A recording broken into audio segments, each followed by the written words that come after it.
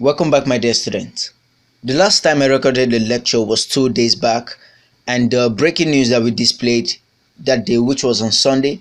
Okay, so today is Tuesday, and that was 2 days ago. Okay, but I'm still getting the breaking news of Sunday. Okay, so we need to make the query in such a way that it doesn't display a post that is more than a day old. Okay, so if the breaking news is more than a day, we need to stop displaying that breaking news. Okay, and we also have another bug right here. I've logged out from the administration area, and you can see that we're having a bug telling us that we have an undefined index of admin_user. That's because there's no session running, so we need to, if there's no session, we need to give that user variable another name. Okay, so let's head back and fix that. So first of all, let's fix the one in our breaking news method.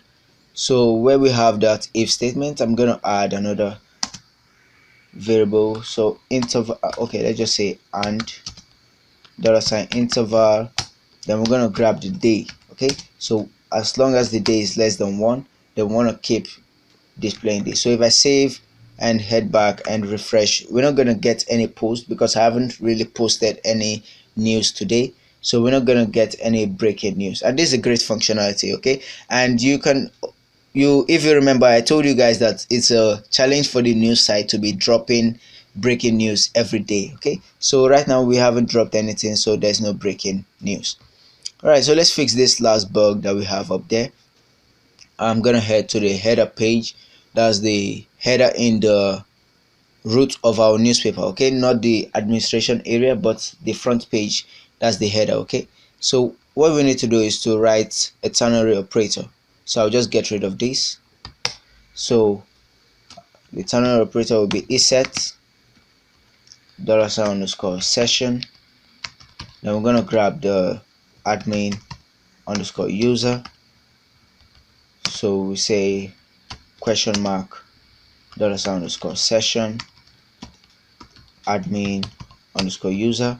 So else we're gonna say it's gonna be user. Okay, so let me just explain. So user is going to be equal, now this is a ternary operator which is saying if there's a session running, then this user variable will be equal to that session. Else, if there's no session, then the user variable will be equal to the user. This is a hard-coded data that we just added there. Okay, so let's head back and refresh, and we should have no error. Okay, and hopefully no errors.